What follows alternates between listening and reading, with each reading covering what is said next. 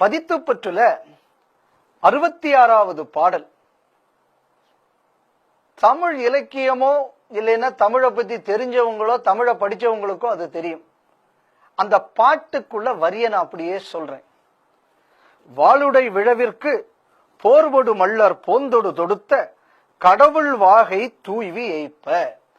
இந்த பாட்டுல என்ன சொல்ல வராங்க அப்படின்னா, பனந்தோடுகளை அப்படியே தொடுத்திருக்கிற மாதிரி மல்லர்கள் என்ன பண்றாங்க, வாழை அப்படியே தொடுத்து தொங்க போட்டு அடுத்தது என்ன சொல்றாங்க, கடவுள் வாகை தூவி எய்ப்ப. அதாவது வாகை மலர்களை தூவி அதை வணங்கி நின்றார்கள்.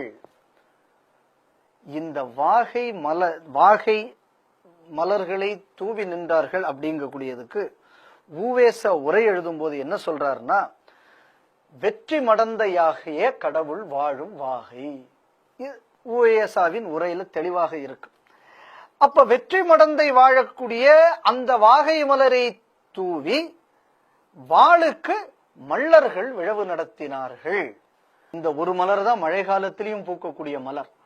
இந்த சிறப்பை அந்த கவிதையில சொல்லி இருக்காங்க அப்படின்னு சொன்னா, இதை மல்லர்கள் இந்த வாகையை தூவி அந்த ஆயுத பூஜையை கொண்டாடினார்கள் என்ற பதித்துப்பற்று பாட்டு படிச்சிருந்த தமிழனுக்கு தெரியும் ஆயுத பூஜை என்பது ஒரு தமிழர் திருவிழான்னு.